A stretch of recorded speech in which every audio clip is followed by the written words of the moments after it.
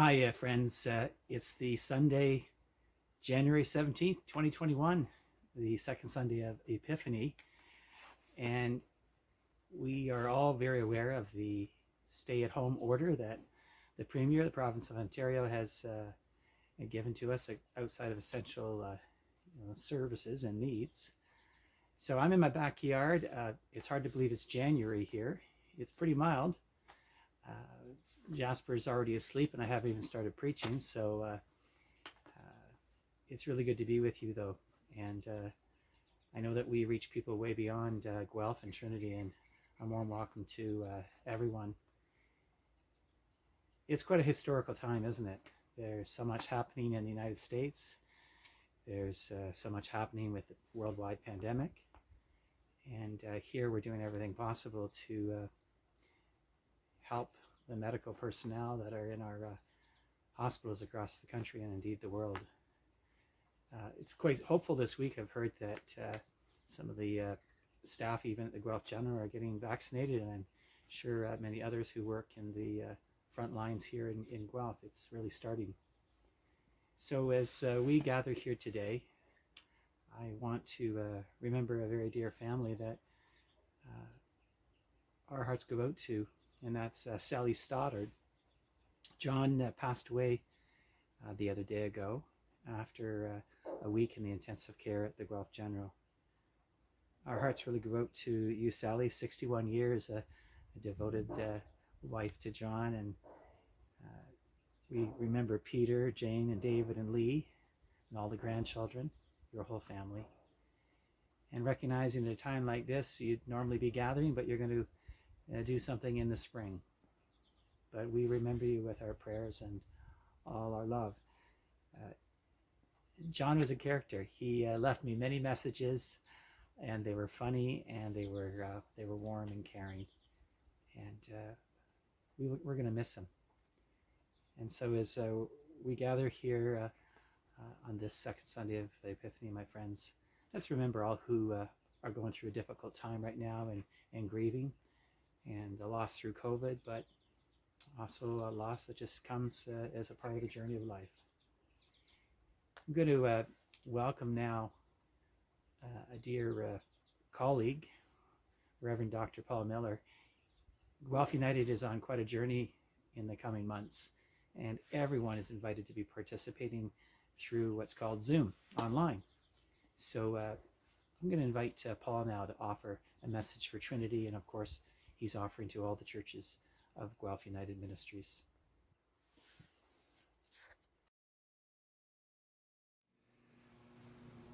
Hello, my name's Reverend Paul Miller. I've been working as a consultant with Guelph United Ministries as they seek to create a vision of a more collaborative future for the United Churches in Guelph. But we know that COVID has changed everything over the last year, and some of those changes may be permanent. There will be no going back to life before the pandemic. That has become clear. I'd like to invite you to take part in some online conversations to explore the impact of COVID on you personally and on your experience of church. We're calling them COVID conversations. We'll have an opportunity to talk about this impact and about what the future might hold. Change is going to come to us whether we want it or not. COVID Conversations is about how we can better prepare ourselves and prepare our churches to adapt to those changes, the losses, but also the fresh opportunities. Everyone is invited. It's not just for people in leadership. Anyone is welcome to participate. COVID Conversations is about us all coming together to discern a path ahead. And you've got a choice of 4 dates in February. Thursday, February 18th at 7 p.m., Sunday, February 21st at 2 p.m., Tuesday, February 23rd at 2 p.m., and Wednesday, February 24th at 7 p.m. The sessions will be about 90 minutes, and you're to sign up for one. You only need to choose one, the date that works best for you. These will be followed by 4 dates in March 18th, 20th, 16th, 18th, 20th, and 24th, a follow-up session where we'll build on what we've talked about. Again, you'll be asked to choose one, so this is really about 2 90-minute sessions. Sessions will be online via Zoom, and watch your church's announcements for details about how to register. And feel free to contact me at this email address if you have any questions or comments. I really hope that you'll take part in COVID conversations. Thank you. We gather now for worship, and I'm guessing many of us are lighting candles that relax us and remind us that there is light even in the darkest moments. We're going to listen to a story today. Kathy Kiston will read from Samuel. I've always been a firm believer in messages that come in the night and come in dreams. So we're going to listen to a very interesting story today. Richard Bott is our moderator from Vancouver. These are his words for our call to worship. Every second or every minute of every hour of every day is God's.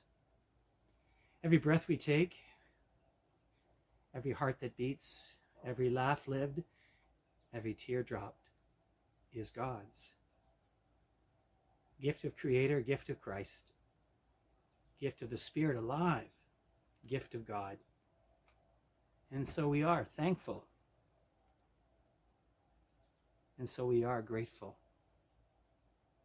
And so we're gathered here now to worship God. We're going to sing together, I Called You by Your Name.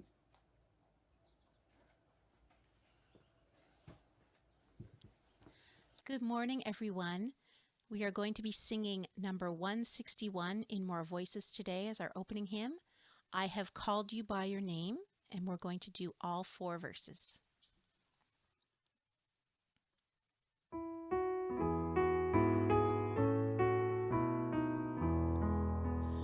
I have called you by your name, you are mine. I have gifted you and ask you now to shine. I will not abandon you, all my promises are true. You are gifted, called, and chosen, you are mine. I will help you learn my name as you go. Read it written in my people, help them grow. Pour the water in my name, speak the word your soul can claim. Offer Jesus' body given long ago. I know you will need my touch as you go. Feel it pulsing in creation's ebb and flow. Like the woman reaching out, choosing faith in spite of doubt. Hold the hem of Jesus' robe and let it go. I have given you a name, it is mine. I have given you my spirit as a sign. With my wonder in your soul, make my wounded children whole. Go and tell my precious people they are mine.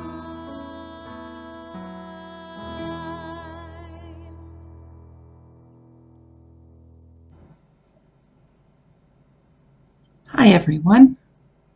Today I am going to tell you the story of 1,000 paper cranes.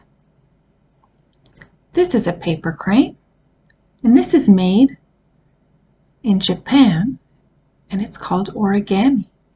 And now people do origami all around the world. This story is partly sad and partly happy. And it starts with a little girl who was 2 years old in Hiroshima in Japan when they set off a bomb. And the bomb caused radiation sickness. And later, years later, some people got very sick. This little girl, her name was Sadako Sasaki, and she got very sick when she was about 12 years old and ended up in the hospital. There is a Japanese traditional story that if you make 1,000 paper cranes, your wish will be granted. But it's just a story. But she made paper cranes while she was in the hospital. And her friends decided to honor her. Even though they were only in grade 6, they decided that one day there would be a statue for their friend.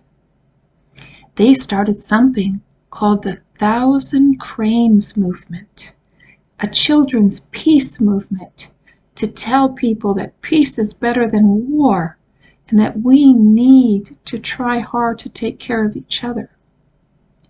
Now there is a peace monument in a park in Hiroshima, and the monument is over 60 years old.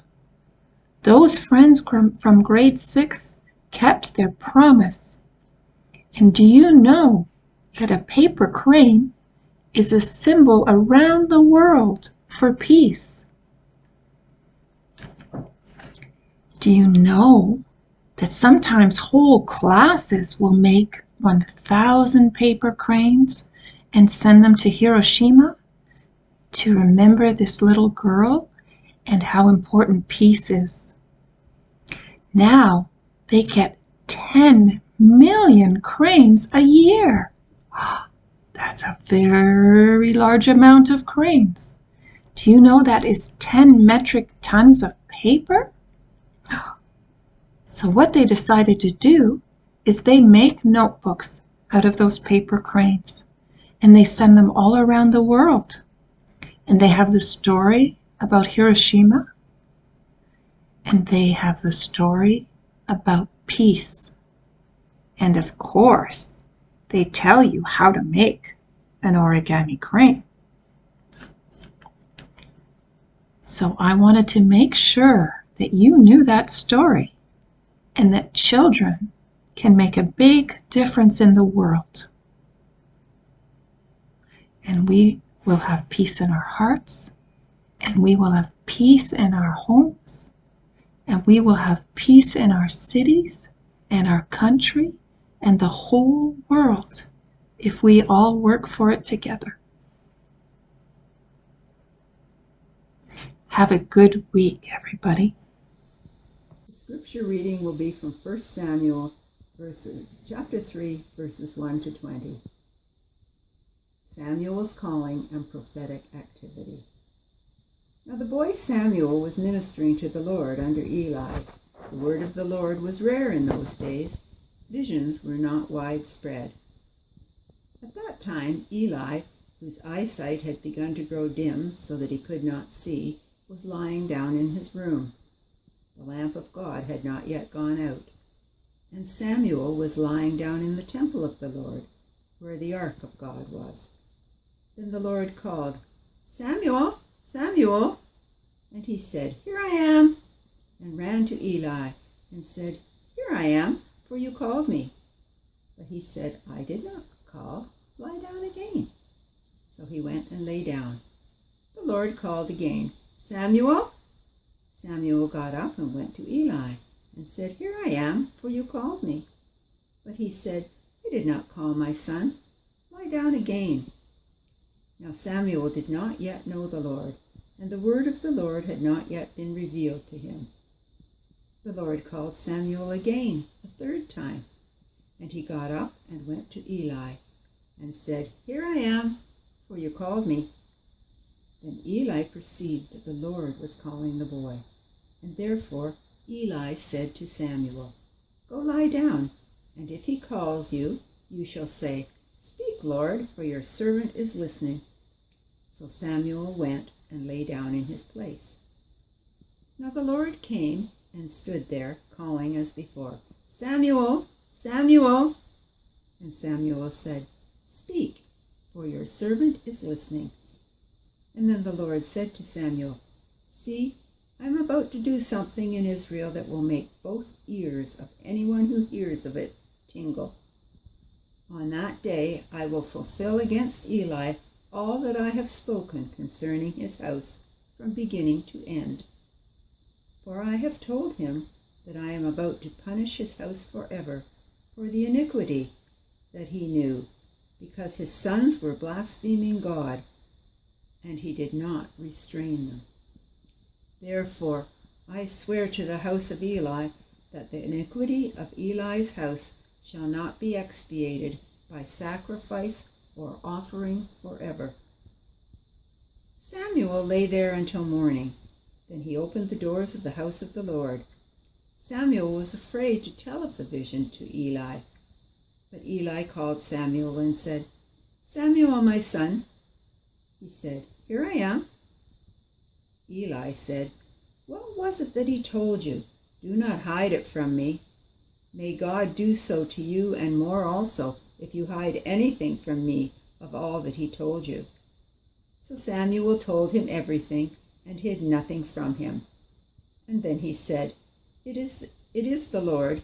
Let him do what seems good to him." As Samuel grew up, the Lord was with him, and let none of his words fall to the ground. And all Israel, from Dan to Beersheba, knew that Samuel was a trustworthy prophet of the Lord. Hello, my friends. I am in my home, and my backdrop today is some of my favorite art that our daughter created when she was at the University of Guelph. Melissa is usually doing outdoor scenic, rocks, trees, and water, but this was a project that she did, and it's certainly abundance of light, and perhaps that's what we need in this season of Epiphany right now, light in the darkness. But we need the darkness too. I'm going to get into that in just a moment with our story for today. And I want to thank Kathy Kitston for reading the scripture for today. She and we journeyed some friends to the Holy Land several years ago.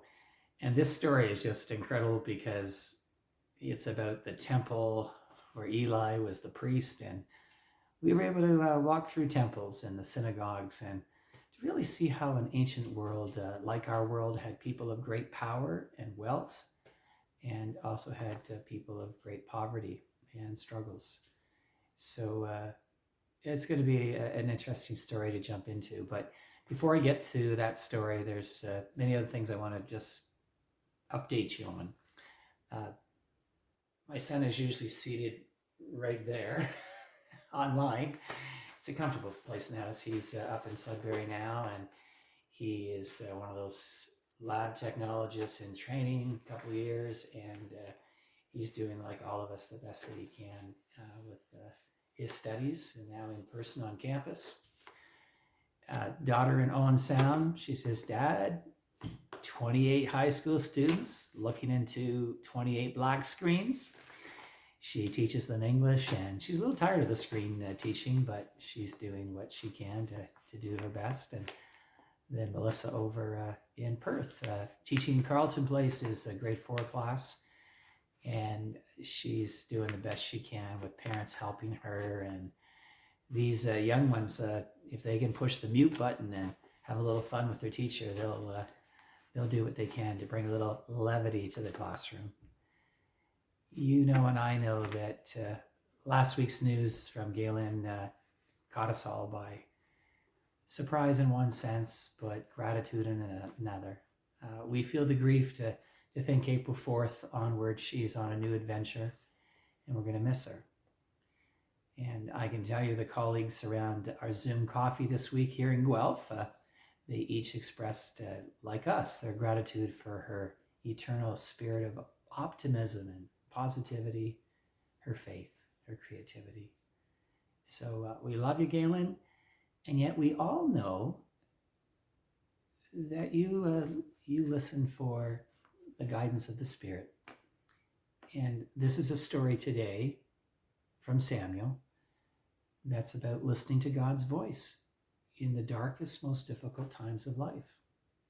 And I have to tell you, I clearly have received messages of the Spirit. For me, they seem to come in the night, in dreams, in visions. I believe they come in many ways. And I'd like you to reflect on that for your own life. This is a story about a truth that Eli, he needed to hear. And God chose Samuel. There is quite a juxtaposition between this young and old twosome. We got the priest off in his comfortable master suite. And then we got Samuel, young student to the priest, laying on the floor. Isn't it interesting? The ark, which is the symbol of God, they carried everywhere the Israelites went. Sam's laying by the ark. But it took 3 times. He heard the voice, and it's fascinating that the voice of God sounds very human. He was sure it was Eli. He was convinced. And Eli was honest about the fact that there was some bad news coming, and he must have known in his heart of hearts what God had in store, but he asked Samuel to listen to God.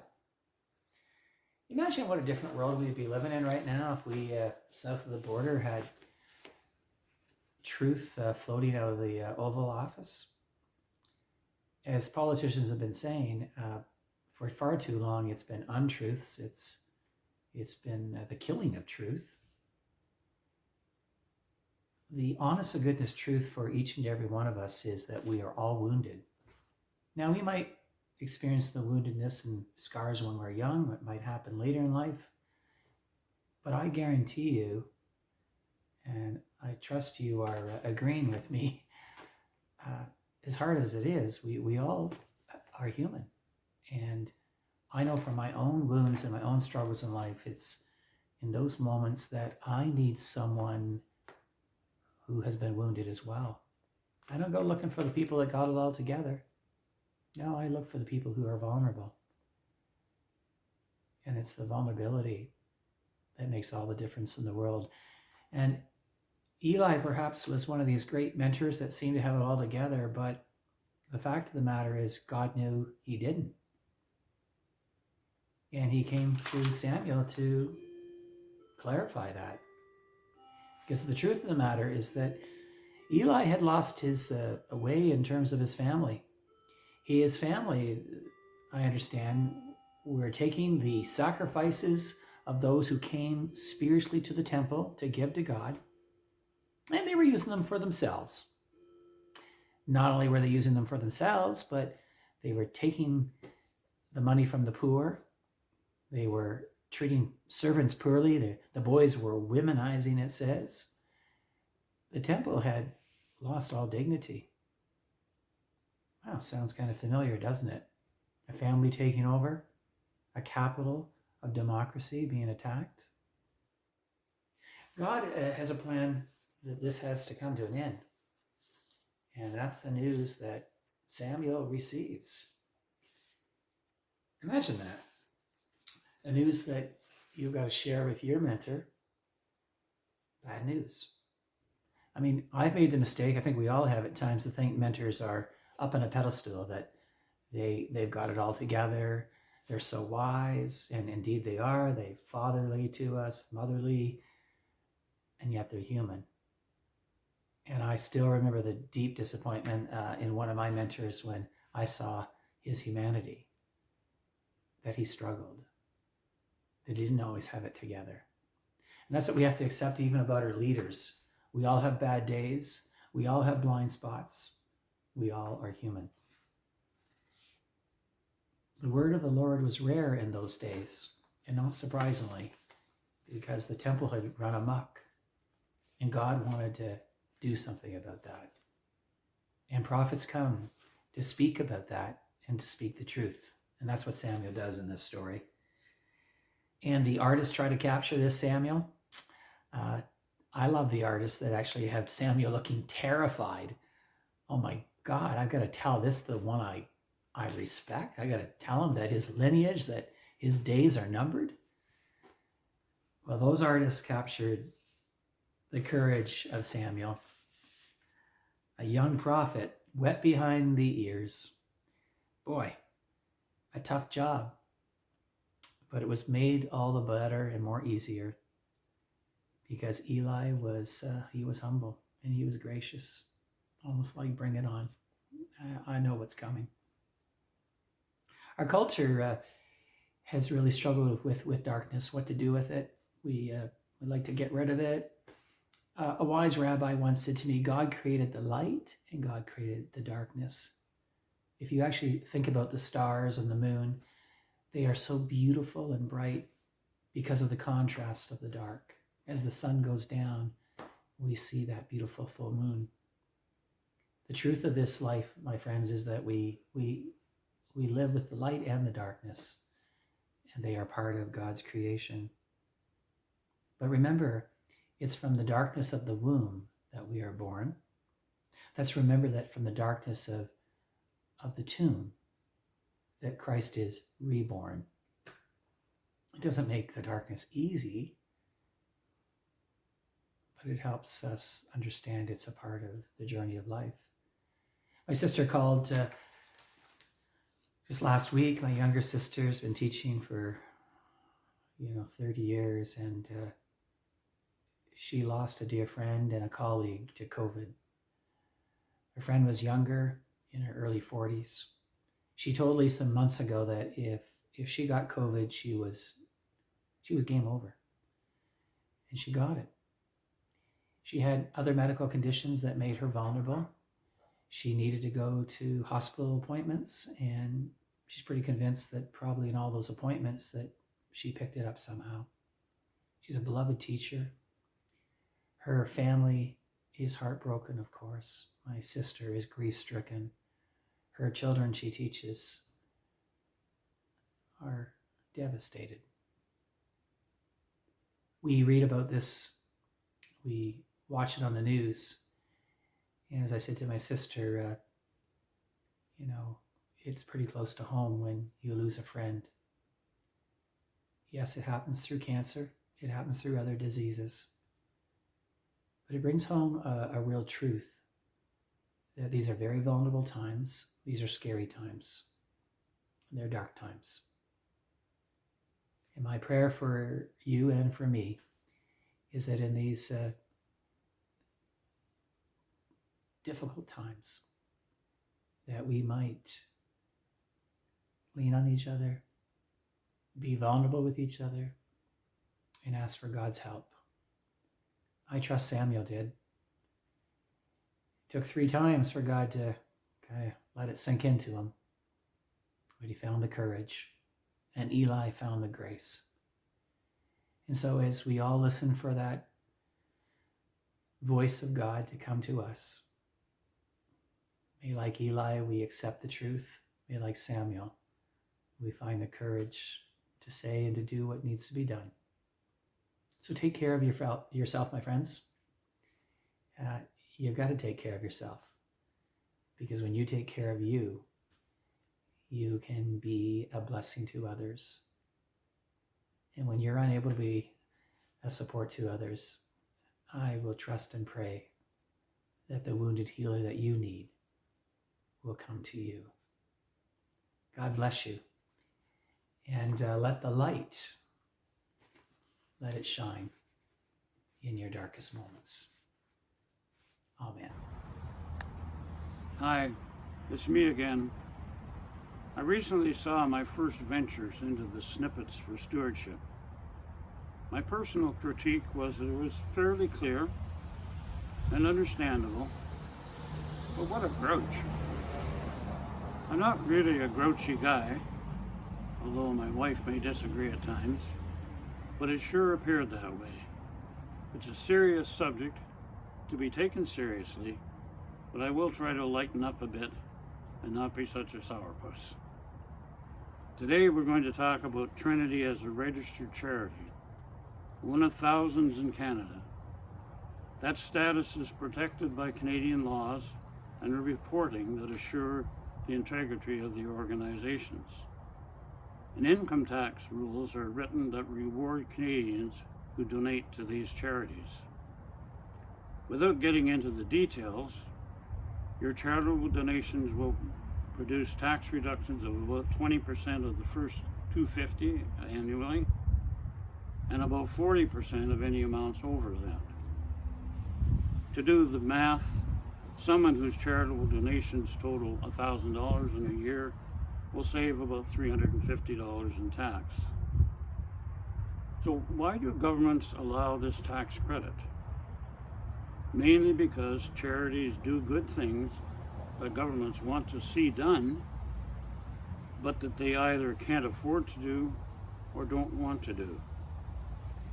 For example, the government does not generally supply direct services to feed and clothe the homeless, but they allow tax credits for donations to charities that do. I spent over 50 years in the accounting business, assisting many clients in various sorts of businesses and professions. My philosophy was that everybody had to pay their taxes, but no more than the law required. Most clients were okay with this, but with varying degrees of acceptance.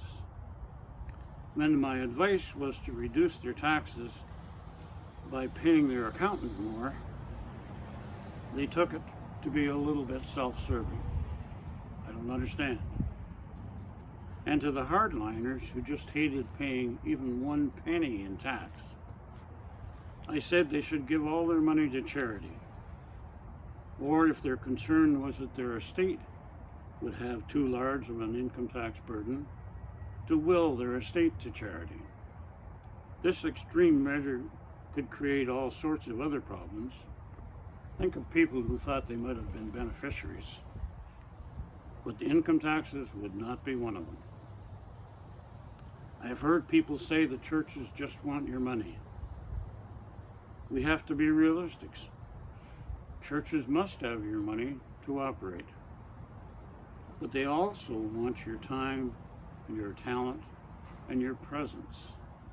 It takes all of these things to create the whole being of a church. Each individual must decide which part of the church's needs that they can support and to what extent. Next time, we'll talk about what Trinity does to earn your support.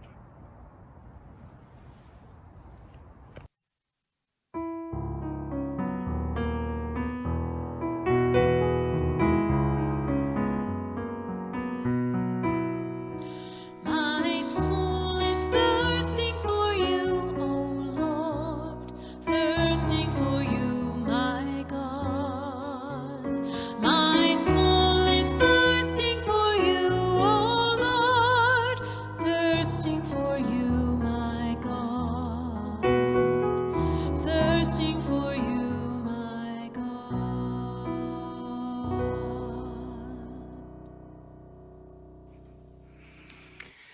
Many of you know how much I enjoy the writings of Joyce Rupp, and in particular some of her poetry and her beautiful prayers. And I'm particularly drawn to her prayers in seasonal times because she tends to write according to the seasons. And so in this winter time, I thought I would share some of her reflections before our prayer time on winter.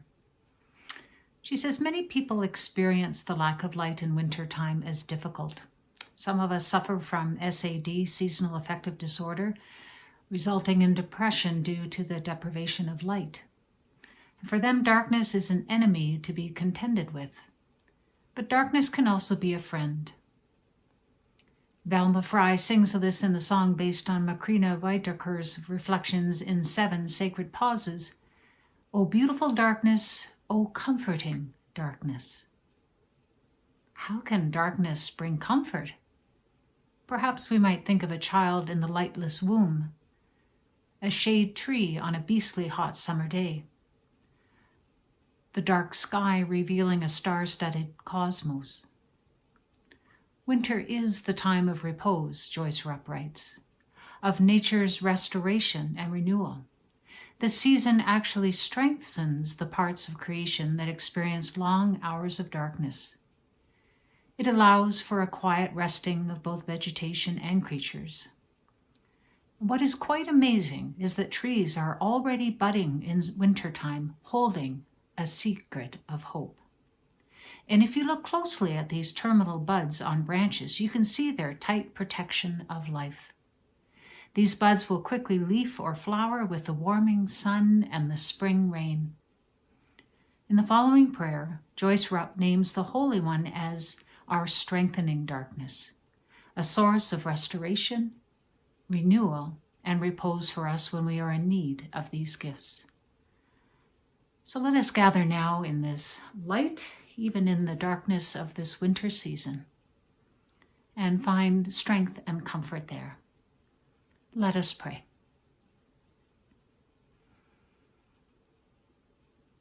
Holy One, each morning when we awaken with light still hiding in the sleeve of winter, may we receive what is needed to meet the challenging requirements of the day. Like terminal buds drawing strength from the roots of a winter tree, we greet the darkest days of the year with hope, trusting that the potency of the Holy One's love will reinforce this essence of our being. When evening arrives each winter day and our list of to-do is not fully accomplished, let us enter the darkness and discover gratitude for the positive features that were experienced.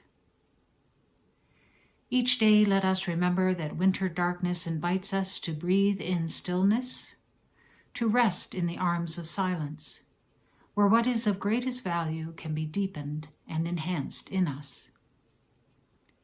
No matter how expansive the world's suffering, we can unite with that pain through our empathy, the gift of compassion that our experience of darkness empowers in us.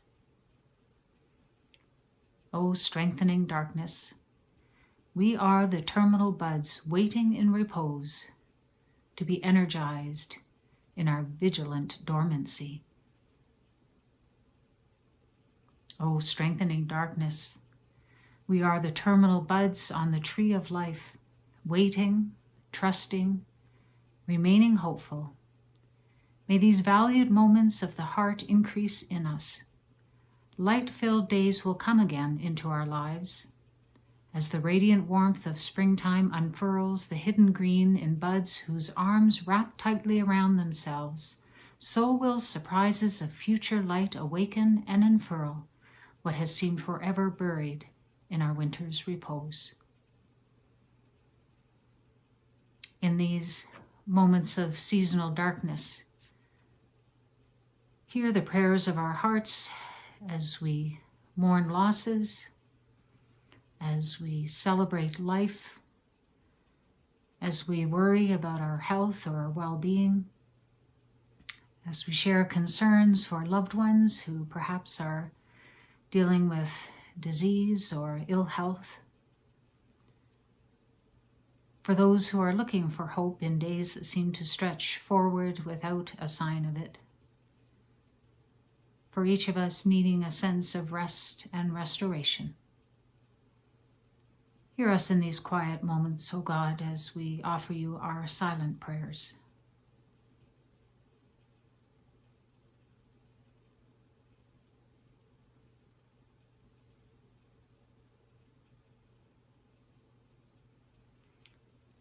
Now, in the words of the one who taught us to pray together, Our Father, who art in heaven, hallowed be thy name.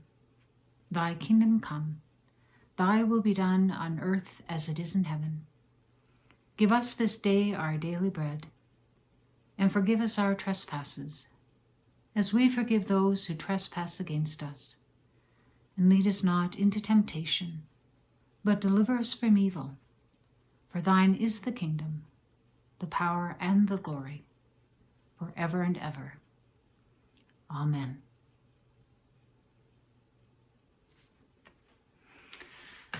Friends, in this season, this dark season of winter, we await for the warmth and the new life that is indeed present with us, but not seen yet. And we will see it blossom and reveal itself in the spring. But in the meantime, know that we are comforted and guided by the light of Christ. And may that light bless you in your days and your nights and all those moments in between. For all those that you love and care for, and for each of us, may God's blessings go with us. Amen.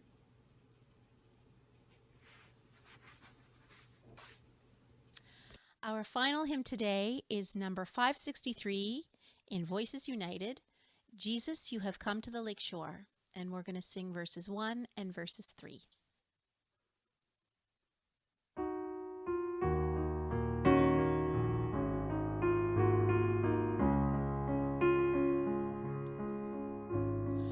Jesus, you have come to the lake shore, looking neither for wealthy nor wise ones.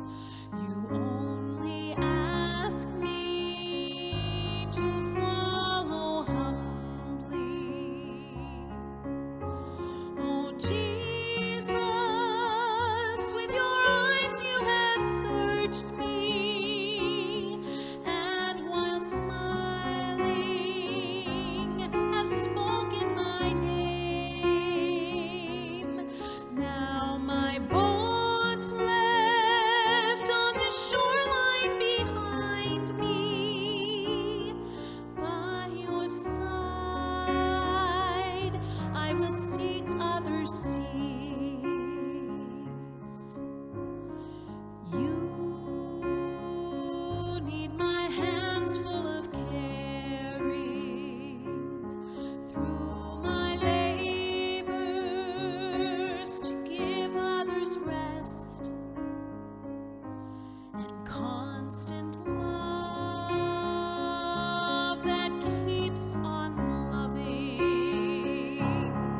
Oh, Jesus, with your eyes you have searched me, and while smiling have spoken my name. Now my boat's left on the shoreline behind me. By your side I will seek other seas.